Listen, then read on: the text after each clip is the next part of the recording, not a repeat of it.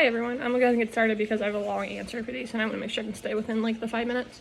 So question number 1, what organized frame best describes the immediate environments of your office? I feel like the office wouldn't believe it's like human resources frame, but it's actually more in the political frame. The comment like it's a jungle, and it's like literally because none of us know how to get through it. It seems like there's power conflict, there's competition between a lot of people in the office. There's a lot of people that have been there for a while, and a lot of people that are new that want to change things, and the people that have been there for a while don't want to change things. So I think that's a big part of it. There's a lot of like power dynamics that are happening. This is develop agenda and power base. Yes, anything that's in the office or that's been done through the office is based on the people in power and not what everyone needs. And then question number 2, what organizational structures emphasize the most in your institutional work environment? I believe this is also political structure, contested goals, new employee versus older changes.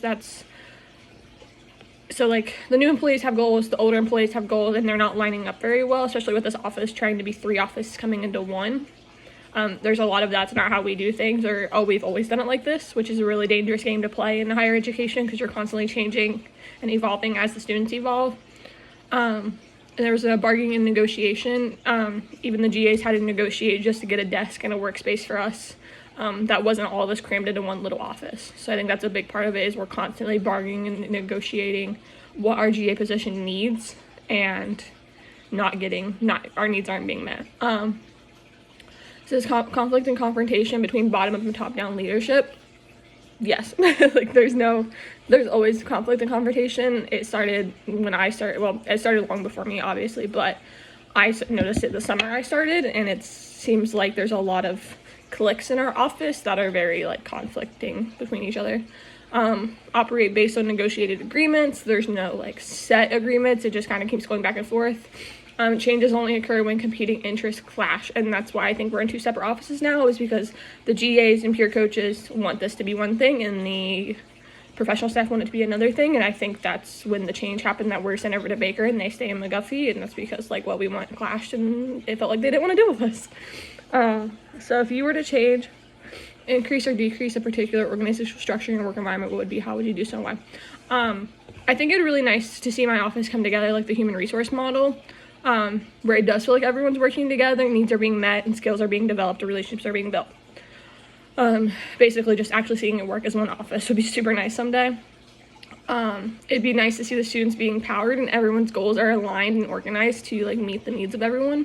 How would I do this? I would say putting us all into one office for starters, not McGuffey, not the office we're in Baker right now, but a separate office that's like almost neutral ground, so we all start over basically. Have the GAs build relationships with professional staff, actually give them professional development goals and assignments and tasks to do so that you can actually develop. Why would I do this? Because there's no synchronization between the ACE and the grad assistants right now. We're in 2 separate offices. We never see professional staff, and we aren't gaining any professional development.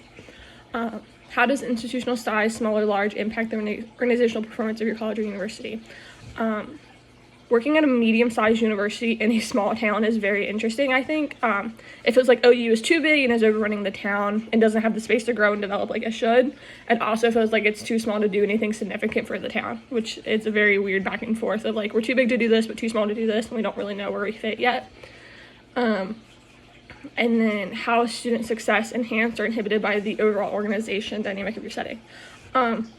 I think students are very inhibited by the dynamic of our office. It's very separated, and GAs weren't well trained before we were like thrown to the wolves basically and told to like figure it out. So that's really bad, and I feel like we inhibit the development of our office and what it could be someday, because it seems like professional staff doesn't want to work with us.